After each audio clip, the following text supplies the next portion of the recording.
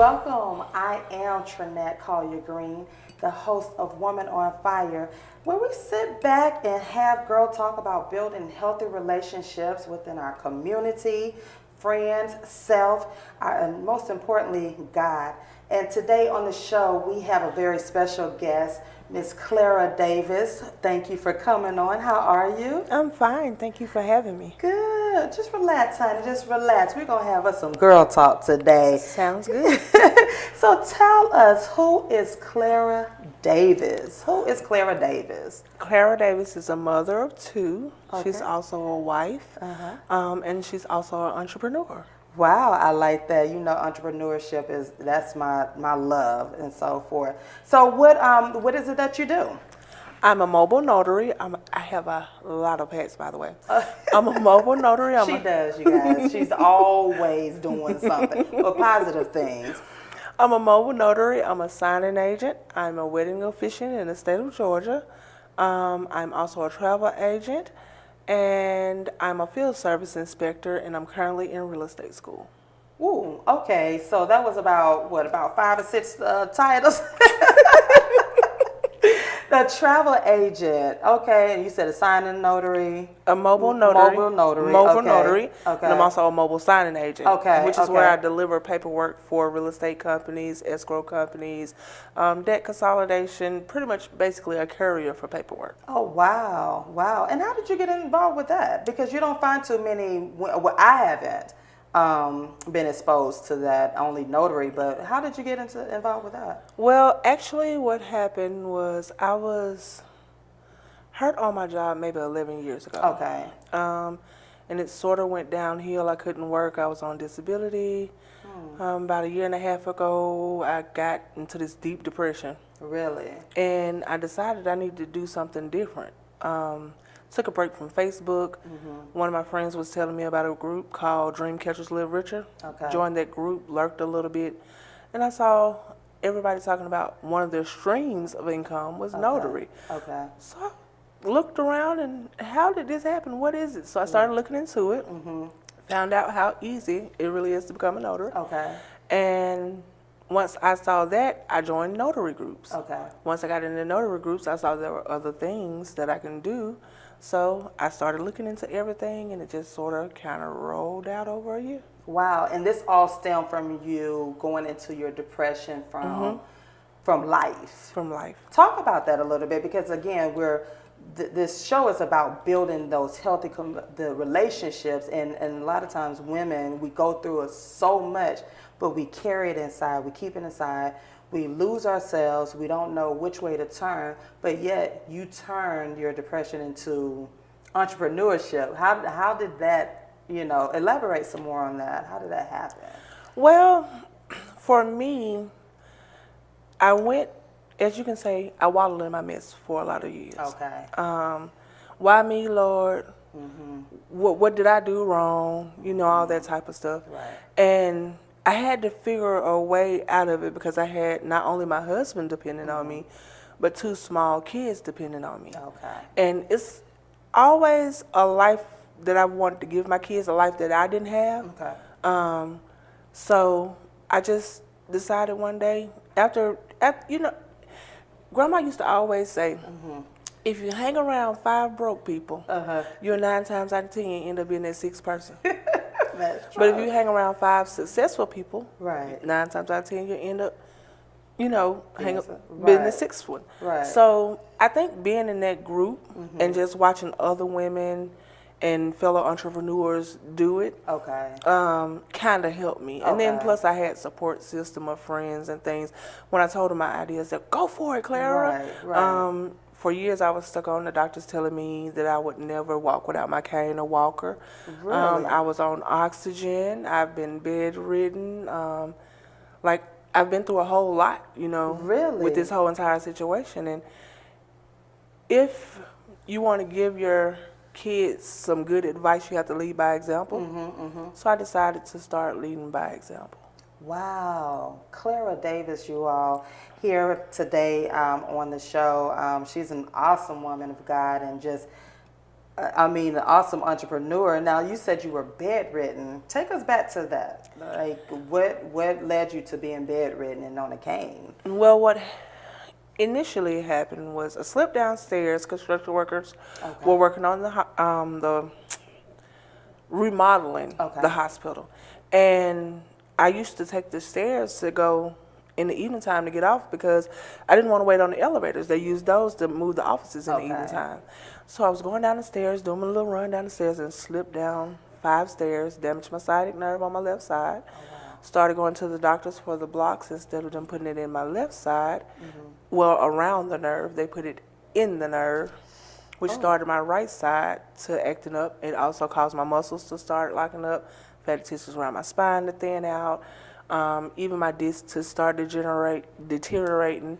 Got pregnant with my daughter, and because of the way she laid the last 5 months, she herniated 5 of my lower discs. Oh wow! So it's just like on top of stuff on top. Right, of stuff. Wow. And then they suggested that I take the pneumonia shot. Well, I took it. Doctors knows what's best. Right. Well, every year since then, I've been getting pneumonia, and that's how I ended up on oxygen and bedridden because my body just attacked itself. Really? Yes. And even after I first hurt myself, I said, I can't take this sitting down. I was pregnant at the time with my son. He's 10 now. And I said, I can't take this sitting down. Tried to go to school. Actually went to school with my walker, the little walker with the seat on it. I would have my backpack on that walker going to school, because I wanted to do something different. So I tried medical billing and coding, never got a job. And actually moving to Georgia is where my whole turning point came in, because it was a new environment. It was fresh opportunities and, things of that nature. So, and I absolutely love it here. I wouldn't change it for nothing in the world. Right, Georgia girl. The Georgia, peach. yes. Wow, that's an amazing testimony. Oh, wow, so you were bedridden from the job. All of this happened from the job, but because of what had happened, you were now forced to find other means of income. So how did that make you feel as a woman? I mean, were there times where you just like you said, Lord, what's going on? I'm praying, I'm doing this, I'm going to church, this and that. What's going on? Did you ever get to that point? It was plenty of times. It for at least 9 of those years. Really? It was always crying, always, why me? Oh, well, the doctor said I can't do this, so I'm not going to try to do it. So they wrote you off, basically. Basically. And what we have to learn, not only as women, but in general, is that you can't allow people to write you off. They'll give you all the meds in the world. I've been on like 23 meds at one time. Currently, 23 yes, at one time? I'm currently on 17, but oh, wow. I manage it. Right. And it's hard, but you can't allow people to tell you what you can't and can do. Because if you listen and you don't, do anything about it or even try, you're going to do exactly that. So I just took a step out on faith with my business, starting as a notary. Started as a notary, and it just spiraled from there. I just took it and ran with it. Faith. Yes, and that too. You stepped out on faith. Yes. How hard was that? It was scary. Okay. It was because you make it sound so easy. It was scary. I stepped out on faith, and because a lot of us, we are scared, and especially Christian women, we know that God has given us the tools, but it's just that walk, that leap. How hard was it for you to leap, take that? It was scary at first, and me, I'm a researcher, so I like to research stuff before I actually put my foot in the water. Right. And I researched for maybe about a month or 2 of everything that I can do under the notary umbrella. And it was scary, but once I actually, like my first client, I was nervous. I was literally shaking, scared, terrified with my first client. Really? And they literally, calm down. It's going to be okay. You're going to get through this. And after that first client, it was like, I can do this. Okay. Never let anybody tell you what you can't do. And you won't know until you try. Right. And I tried it, and I love it. I wouldn't trade it for nothing. Really? I wouldn't trade it for nothing. Wow, Clara Davis, you guys, I'm sitting here talking to this woman, this entrepreneur who's talking about her leap of faith from being bedridden into entrepreneurship. Tell us some more about your other endeavors. Like you said, that led to something else. So it's like you were just all of a sudden on this roll to keep going. What makes you continue to go? My kids. Okay. My kids and my husband. Mm-hmm. Oh, and I can't leave off my 2 dogs. Your 2 dogs. They are family. Can't leave them off. But what the average millionaire has 7 streams of income. Okay.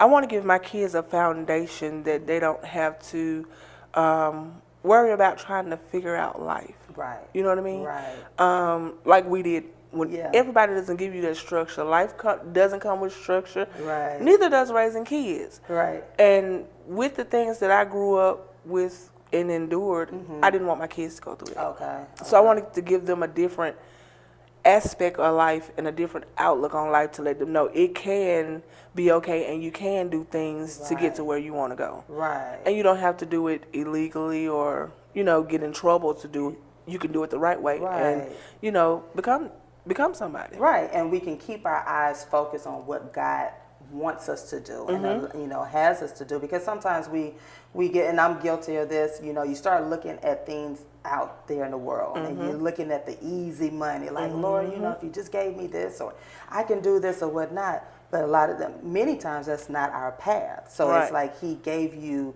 something else. So versus you staying in that bed, it's like, get on up. We're going to do X, Y, and Z and so forth. I hear you talk about your kids, your children a lot. Did they watch you go through that time of you being on your walker, your cane, Yes, they did. My son... Actually, I was pregnant with my son when I hurt myself, and I didn't find out till 2 months later. Oh, wow. So, yes, he's been there through it all. Okay. And I've taught them at a young age how to manage themselves. Okay. They know how to wash clothes. They know how to separate clothes. They know how to load the dishwasher. They even know how to help cook, So I want to give them a foundation so that if anything did happen to, because at one point in time it was close calls. Really? So I want to make sure that if nobody else taught them, they knew how to maintain. How was that? You said close scary. Call. Oh my God. Very scary. Really? Yes. Take us through that, because I mean, as women of faith, we don't think that God takes us through these things, and I always go back to the book of Job. And I used to call myself Job-etta when I went through my stuff. I said, Lord, this is how Job went through it. I'm Job-etta and so forth. But take us through that moment where you said it was close to. It was really scary. I've had my gallbladder removed. I've had a breast reduction. I've had 2 failed back surgeries. And it was really, really scary, especially with the pneumonia part. Okay. Stop breathing and different things like that. And Wait, you said stop breathing? Wow, Clara. Yeah, it's been real. What a testimony. Yeah. Okay, keep going. And it scared me because I was like, oh Lord, what about my husband? What about my kids? Right. What about my dogs? Yeah. Like, who's going to take care of them? Yeah. And even through being all sick, I would roll my walker to the stove and cook. I would, mop while rolling on the walker, everything. I mean, try to make life as normal as I could for my kids. But they love me to death. They know when I'm sick. Okay. They'll get under me, cuddle with me. Mommy, do you need anything? And, so I try not to put my burdens on them. And I try to tell them it's my job to worry about you guys, not you guys' job to worry about mommy. Wow. So they've learned it finally. Okay. Somewhat. Right. Still working on it with them, but right. For the most part, I just want to give my kid, that's my world. Yeah. Those 2. Yeah. And I just wanted to give them something different, a different walk of life, a different walk of faith, and to have a testimony to say, my mama did it, so I can do it too. Exactly. No matter, they have no excuses. Right. No matter, I'm always in pain. I'm hurting right now, but you'll never know it unless I tell you. Right. You know, so. Oh my gosh, Clara. You just have to deal with life one day at a time. And you wouldn't know it. I mean, I talk to you all the time, and you're not one of those people.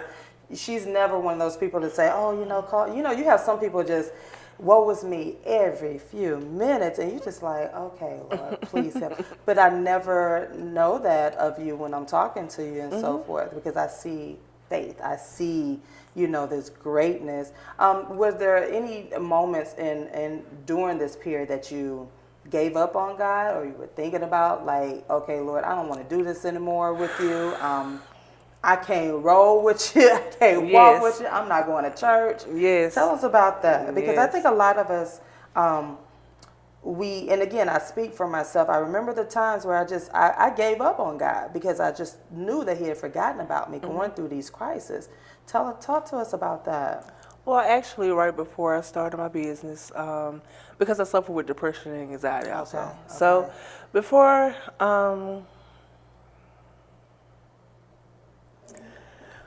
it's okay.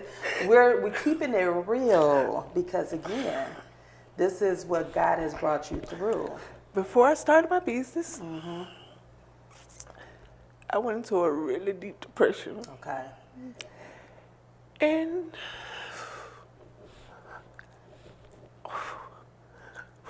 it's okay. It's okay. Because that is something that we need to talk about in our community, with, especially with African American women. We don't want to acknowledge that depression is real. It is. And it is. And if we are unable to get the help that we need, it continues. It is. And if we allow the world to say, oh, you don't need therapy, you just pray about it. But you're asking, and we have to understand, and this is a lesson that I had to learn over the last year, God places people such as therapists in your life, such as professional psychologists and psychiatrists to help us with this, because praying alone doesn't do it all the time. It's not going to get it, because we have to. He gives us the strategies and the tools, but we have to be willing to use them. So let the tears flow, because again, people need to hear this. Before I started my business, I went into a really bad depression, and I couldn't talk to my husband about it because. He found his mom when he was 13. Okay. His adopted mom. She hung herself. Okay. So I couldn't go to him and say, hey, babe, I'm feeling this type of way, because he wouldn't understand. And a lot of the health issues that I had, she went through too. Oh. And I felt like a burden on everybody. Right. And I was just, it was just like a really, really hard time. Right. But like I said, after joining that group and one day of sitting with my kids and just talking to them and just watching them, it changed everything for me and gave me a different outlook on things. Okay. Wow. Clara Davis, you guys, this woman, the wife, mother, entrepreneur, a story, a testimony. I'm amazed, and I thank you for sharing. And I know a lot of times we're vulnerable. We don't want the world to see our tears, but that is the purpose of this show. That's the purpose of us sharing our testimonies, because again, I just really believe that God placed us on this earth to help each other, because so many, I think about my mom and that generation who went through life experiences, that went through situations, and they were never able to talk about it, and then they bury this and they, for years and years, and then they're gone, and you're like, wow, these women went through so many. So, I'm thanking you for sharing that. That's awesome testimony. And what lessons, so going back to your relationship with God, did that make you closer to Him? Or how is that relationship? Through all of this that you're going through, how is this relationship with God? At times it could be touchy, but because I've come so far and He's brought me so far, I don't question it anymore. I had to learn when He tell me to sit still, to sit still. Okay. Even though I like to move. Right. Oh always on the move. Right. So I had to learn to sit still, and I had to learn to accept things that I have no control over. It took me a long time to accept my problems and my health issues. And now that I've accepted everything for what it is, and I believe in him, and I know he's gonna take me where I need to go. Right. I just ride along. I'm on that wagon, and I'm not getting off anymore. So this situation, the crisis, helped you to helped you build that relationship, and now you kind of understand how he operates with you. Yeah. Okay, because a lot of us, and it took me a while, and I'm still learning how God deals with me, because I think I was sharing with you just right before the show. It's like you think like, okay, Lord, one thing is happening and something else, but you learn how to react in a different way because you know he's in control. So is that how you, over time, you've become? Yes, I've learned that if you have no control over it, you have to accept it. It's no matter what storm you're going through, it's a lesson always in that storm. Yes. And you have to figure out, what is this lesson that he's trying to teach me? And it may take you some time to see it. Say that again, the time, because it took you time, right? It took me time. Okay. It may take you time to see it. So you just have to sit still sometimes, maybe even write it down or record yourself or whatever to figure out step by step of what it is that you need to do in order to figure out what your lesson is in your storm so that you can receive your blessing. Because he's not going to give you your blessing until you sit down and figure out what the problem is. Really? Are you sure about that? I'm positive about that. I'm positive about that. I'm sitting in a storm right now, and I'm trying to figure out, Lord, well, what are you trying to tell me? Right. Wow. What was the lesson out of that storm? To never give up. To never give up. Not on yourself or him. Okay. Don't give up at all. Keep going. Okay. Because you're going to eventually, as long as you're taking the steps that you need to take to get to where you're going, and you believe in him, you're going to get there. Regardless of who tells you, you won't. Because they don't have the final say, so he does. That is so true. And I think we have to understand that God has that final say, so that faith. So you've been on a faith walk, faith journey, and that wasn't easy at all. Wow. I am here with Clara Davis, you guys, this wife, this mother, entrepreneur, this awesome woman of God. I mean, oh my goodness. And you said that you were a wedding officiant? Yes, ma'am. I can marry people in the state of Georgia. Really? Yes, ma'am. Yes, ma'am. Oh, wow. Have you married someone yet? Well, I've married a couple of people. I haven't really done much with it because the way I'm working it is, because I'm a signing agent, which is where I deliver paperwork for real estate companies. That's why I'm becoming a real estate agent, because I can market with other, I guess you could say real estate agents and say, hey, I can sign off on your paperwork for you. Oh, wow. With my wedding officiant, I'm also a travel agent. So let's say, I also want to learn how to make professional cakes by the end of the year. But so let's just say She's gonna do it, y'all. She's gonna do it. So let's say I want to offer you a full package. I know how to do events and all of that stuff. So I can plan your event. I can marry you. I can plan your reception. I can give you your honeymoon. Only thing I have to do is get someone to cater your food, because I'm not going to cook nobody. I'm not going to cook food. Right. So let's say the package is $15,000. Out of that, we'll say it's a big family. I may spend $1,500 to $2,000 on food, catering the food. Right. The rest of that money comes to my pocket. Right. So every business that I have is kind of intertwined in some kind of way, and I want to have it to where when one thing is not working, something else is bringing in money. So it's not like a slack or missing section. Right. Oh my God, this lady, y'all, just, I mean, I'm glad that you're not a competitive woman. I'm not. You know, this woman is actually, and I always say this woman because this woman, friend, we became friends last year, and she has just turned me on to so many, connected so many people and just ideas, and she has a giving and loving spirit. Oh my goodness. Tell us how we can connect with you.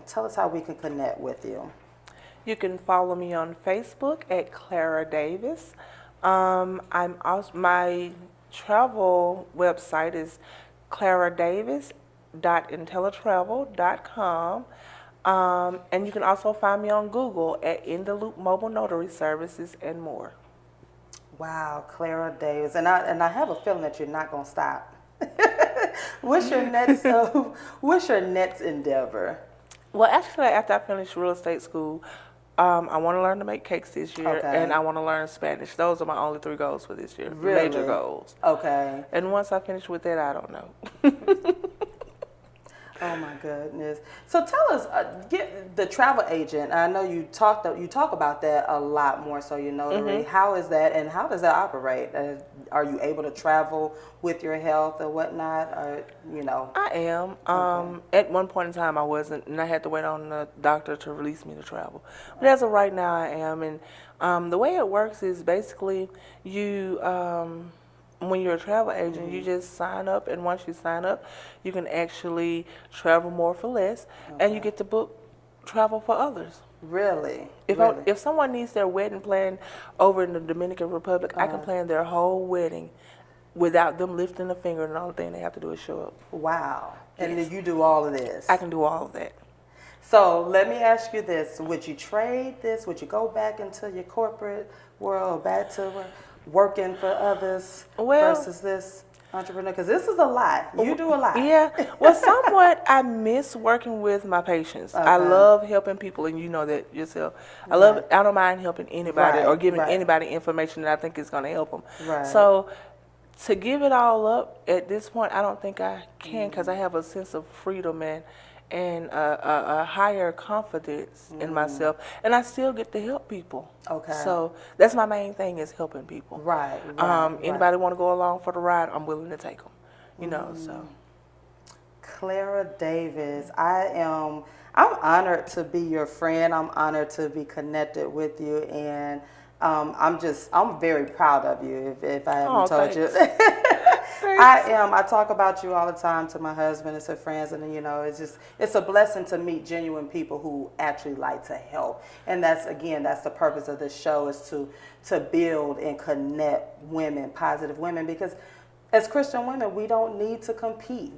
There's nothing to compete in this world about. And my father always told us, God made this world big enough for all of us to eat and to expand and explore. So I really thank you so much. And I just thank you so much for joining me today on this journey. And I want you to stay connected. And it was, just like I said, a pleasure and an honor to have you here. And for all of you all out there, please, please, please connect with Clara Davis. Again, wedding officiant, travel agent, signing agent, mobile notary, and more, real estate agent, soon to be, and cake decorator, and more. So please connect with Clara Davis. And again, I thank you so much for being with me today on Woman on Fire. And as always, stay connected with me, Trinette L. Collier, on all social media and on the website, www.IamTrinetteLCollier. And as always, I thank you so much for joining me. Make sure you come back, because again, this woman and so many other women are out here. We're waiting to share our stories with you. So until next time, I want to thank you. And remember to live, laugh, and love God's way. And every day that you wake up, make sure you give thanks, and just know that there are new beginnings out there. And live. Okay. Until next time, talk to you later. Bye.